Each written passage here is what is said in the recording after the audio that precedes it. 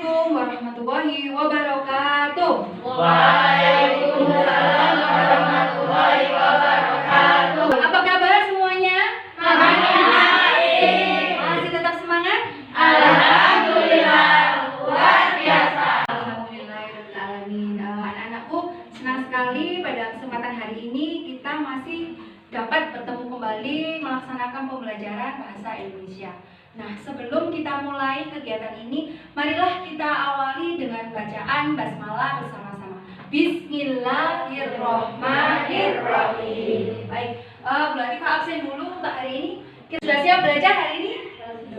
Nah, semangatnya kita yel-yel Ar-Rayhan dulu. Ar-Rayhan Bertauhid, Qurani, Jajariyah, Mandiri, Peduli. Dari Zohar, Bar Allah, and Muhammad, Peace Messenger. Ar-Rayhan, yes, wow. Alhamdulillah, semangat anak-anak hari ini luar biasa sekali. Ya, masih ingat anak-anak pada pembelajaran sebelumnya kita sudah belajar tentang apa? Cerita fantasi. Iya, teks cerita fantasi.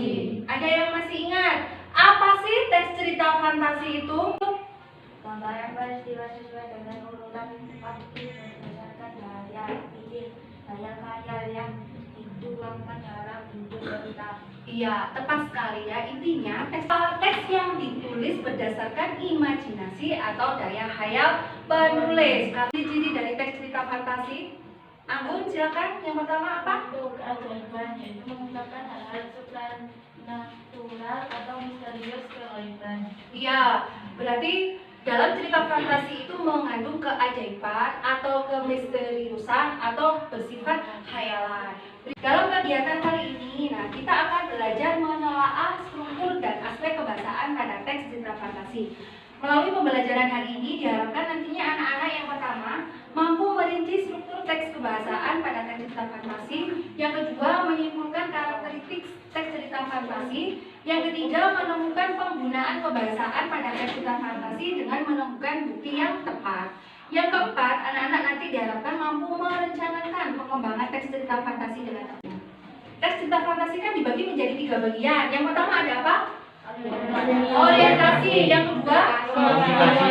Komunikasi. Yang ketiga? Resolusi. Pada bagian-bagian struktur ini memiliki ciri dan karakteristik masing-masing. Pada bagian orientasi, ini berisi apa? Umumnya berisi tentang pengenalan tokoh, pengenalan latar, pengenalan watak tokoh, dan pengenalan konflik. Sedangkan pada bagian komplikasi, ini pada cerita berisi apa? Munculnya masalah. Jadi pada bagian ini tokoh mengalami masalah dan berisi hubungan sebab akibat munculnya konflik hingga konflik memuncak. Sedangkan pada bagian resolusi nih anak-anak, ini pada bagian akhir cerita. Jadi ada masalah, pasti ada apa? Penyelesaian. Nah, penyelesaian ini terdapat pada bagian resolusi. Dari sini bisa dipahami anak-anak? Berikutnya, adapun aspek kebahasaan pada teks cerita fantasi. Pertama, ada penggunaan kata ganti orang.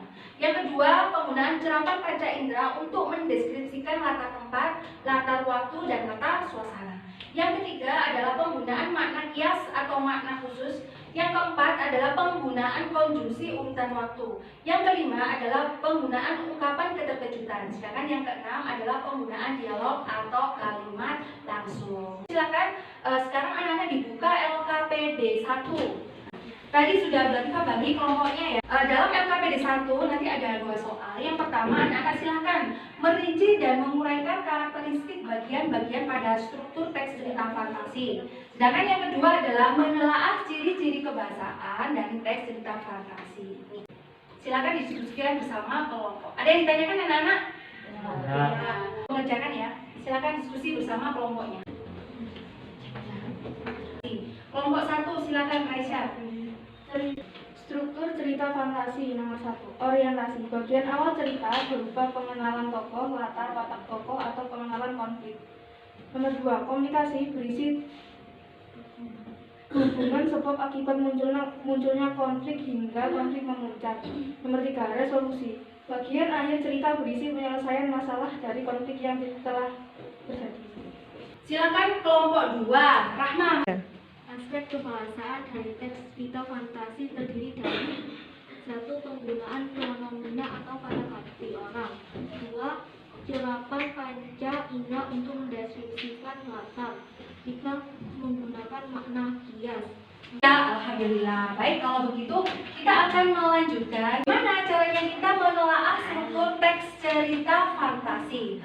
Nah, ini Bu Latifah sajikan contoh telaah struktur teks cerita fantasi. Nah, kuncinya di sini anak-anak harus ingat tadi ya. Strukturnya tadi ada apa saja?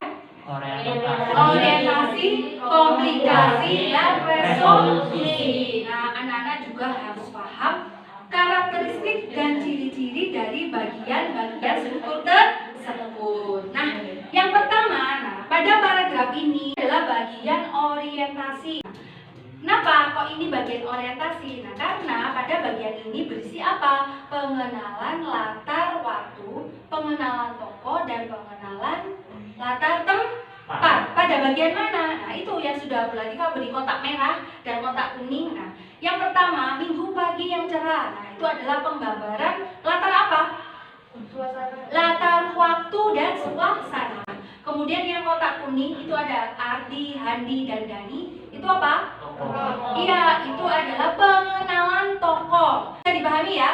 Nah, ini kesimpulannya adalah bagian orientasi. Pada bagian berikutnya itu adalah bagian komplikasi. Nah, kita terdapat pada bagian yang sudah Bu Latifah kasih kotak merah. Di sini tokoh mengalami masalah. Masalahnya apa? Di sini Handi berteriak minta tolong. Nah, ternyata setelah berteriak minta tolong, tiba-tiba dia bersama temannya terseret masuk ke dalam lubang yang sangat besar. Nah, itu adalah masalah yang dialami oleh tokoh. Nah, ini adalah bagian terakhir, adalah bagian resolusi. Nah, ini terbukti pada apa? Nah, pada bagian ini ternyata Dani mampu menjawab pertanyaan yang disampaikan oleh Gajah Mada. Tiba-tiba dia kembali ke tempat asalnya, yaitu di Candi Trowulan, dan akhirnya mereka sudah tidak terjebak lagi di lubang hitam. Nah, itulah penyelesaian masalah dari apa yang dialami oleh Dani dan teman-temannya. Sudah bisa dipahami anak-anak? Nah, yang berikutnya adalah bagaimana caranya kita menelaah kebahasaan pada teks cerita fantasi.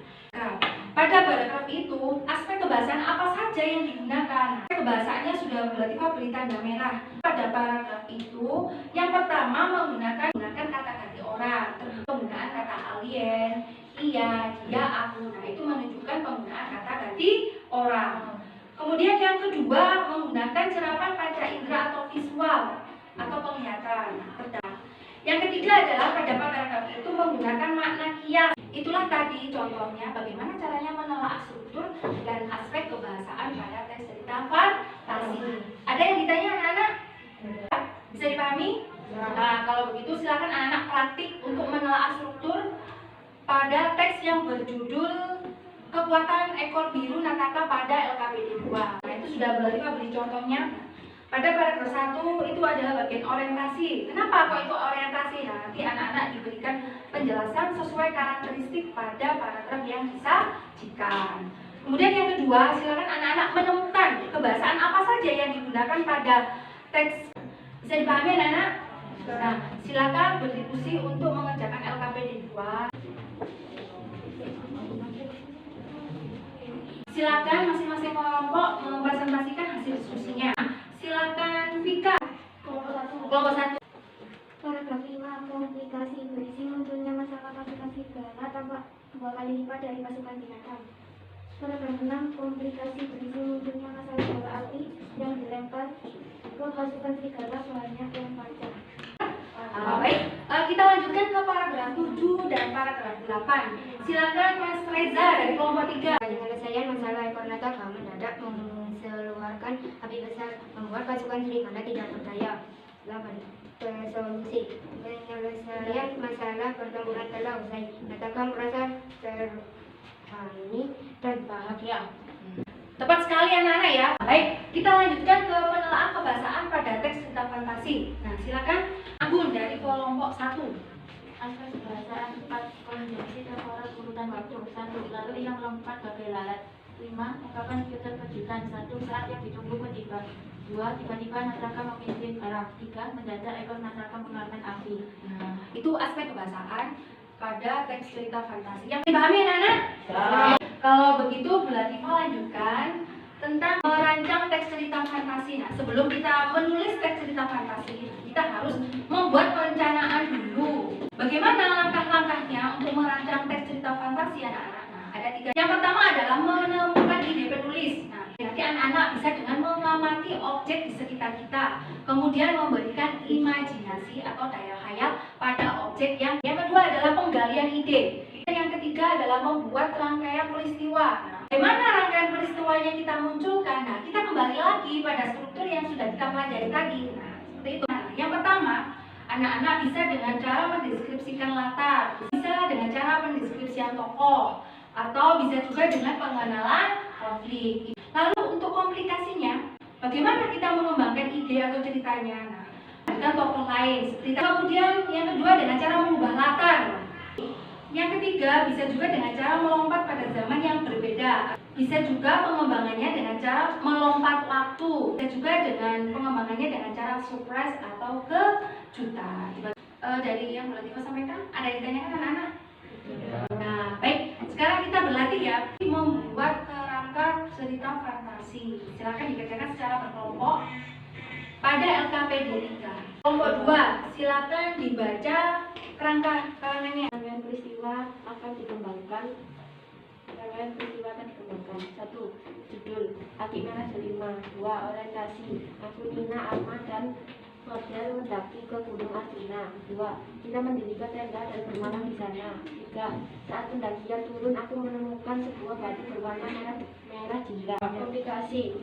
1. Aku membawa batu berwarna merah jingga ke rumah. 2. Ayahku bilang itu adalah batu aki merah delima. Pulang dari Gunung Arjuna, tiap malam aku selalu bermimpi didatangi ular yang sangat besar. Aku dan ayah mengubur batu aki itu di pekarangan belakang rumahku. 4. Sejak saat itu ular raksasa itu tidak pernah datang lagi dalam mimpiku. Kelompok 2 tadi intinya kira-kira apa objeknya yang dikembangkan? Batu ake.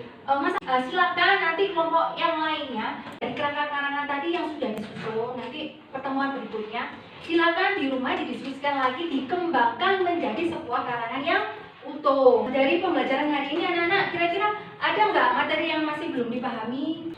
Sudah clear semuanya? Baik, kalau begitu kita beri soal evaluasi ya. Soal evaluasinya ini ada 10 soal pilihan ganda. Nah, silakan dikerjakan secara individu.